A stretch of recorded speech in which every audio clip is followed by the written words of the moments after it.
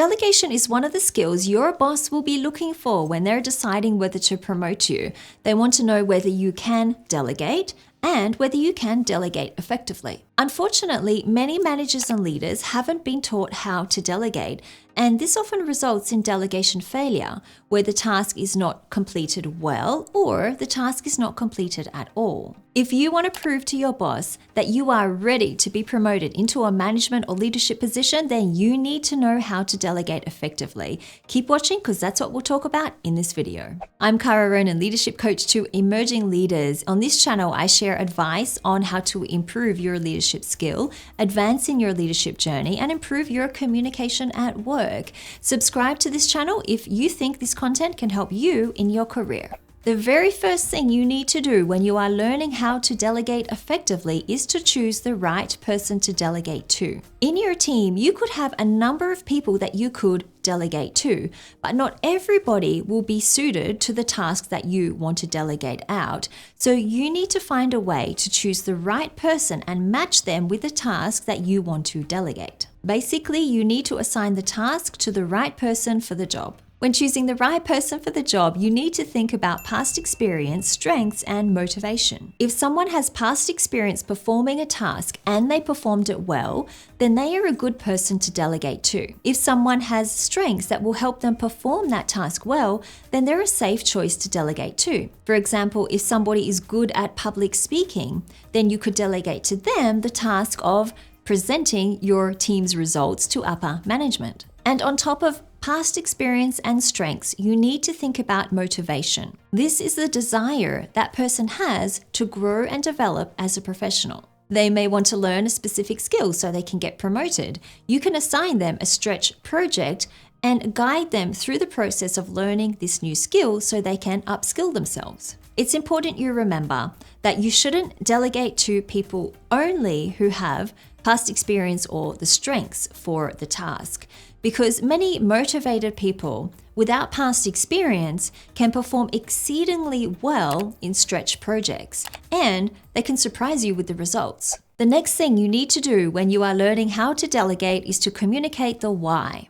Why does that person need to perform the task? Why is it helpful for them?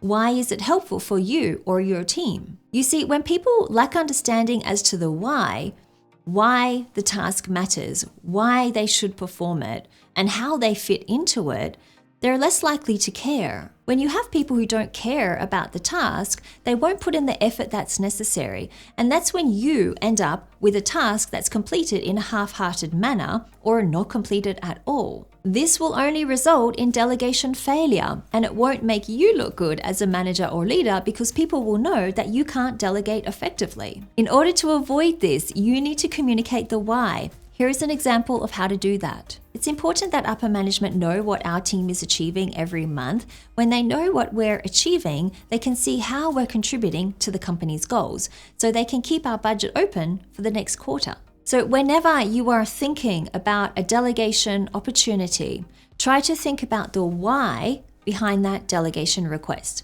Why is it important to you, to that person, to the company as well? Once you have chosen the right person and you have articulated why it's important, you can go ahead and make your delegation request. One of the mistakes I often see people make is they lack confidence in delegation, and this leads them to delegate in a very vague way. They're not specific enough about what the task is. They're not specific enough about deadlines or timelines. They're not specific enough about expectations or the outcome. Vague delegation is bound to end up in delegation failure. When people aren't clear on what they need to do, how they should do it, and when they should do it by, it is bound to disappoint you because they won't be meeting the expectations that you have of them. If you've ever encountered delegation failure, it is likely because you didn't delegate clearly enough in the first place. So let's look at an example of how you can delegate clearly. Thomas, next Thursday, we have our team's quarterly update with senior management. This is where each team presents their achievements for the quarter, so senior management understands how we're performing. Normally, I perform this task, but since you are so talented at public speaking, I'd like to ask you to perform this task instead. It would require you to speak for about 5 minutes, summarizing our team's top 3 to 5 achievements for the quarter. Is this something you could prepare and present next Thursday? Notice how I stated the time frame, next Thursday. The details of the task, which is to speak for about 5 minutes, summarizing the team's top 3 to 5 achievements for the quarter. And I made the delegation request. Is this something you could prepare for and present next Thursday? You can, of course, go into more detail and elaborate and explain more things in the conversation, but this should give you a good idea on how to be specific in your delegation request so the other person knows and understands what you are asking them to do. Part of making your delegation request is to articulate the desired outcome.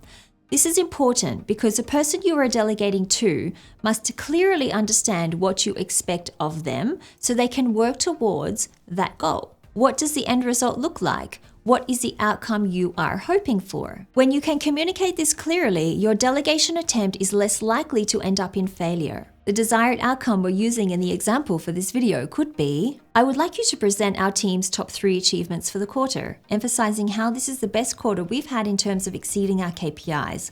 Ideally, the senior managers will be impressed with our results and they'll keep our budget open for next quarter. I'm convinced you're capable of this. Do you think it's something that you can do? So here you have clearly communicated your desired outcome that you hope senior management will keep their budget for your team open for the next quarter. And with this knowledge, the person you delegate to will have this expectation in their mind. They will know the outcome you are looking for, so they will know what goal they need to work towards. When you delegate, you don't just dump tasks on people.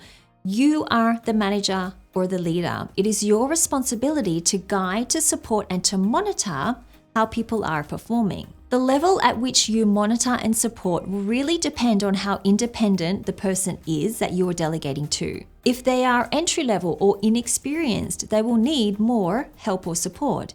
If they are experienced, then you can give them more freedom to find their own way. This is something you will need to gauge and decide on in each delegation opportunity, or you could directly ask that person and ask them how much involvement they would like you to have. For example, given that you're experienced in creating presentations, how often would you like me to check in and see how you're going? And also inquire as to the best way you should communicate with each other. I'd like to talk face-to-face to go over the presentation a couple of days before the deadline. Does this suit you? Finding the right balance for you and the person you're delegating to as to the level of involvement and the method of monitoring will help to see that you have delegation success. I have many more videos on my channel about developing leadership skills, how to conduct meetings, how to conduct performance reviews, and following leadership trends to keep you updated, which you will find on this playlist right here.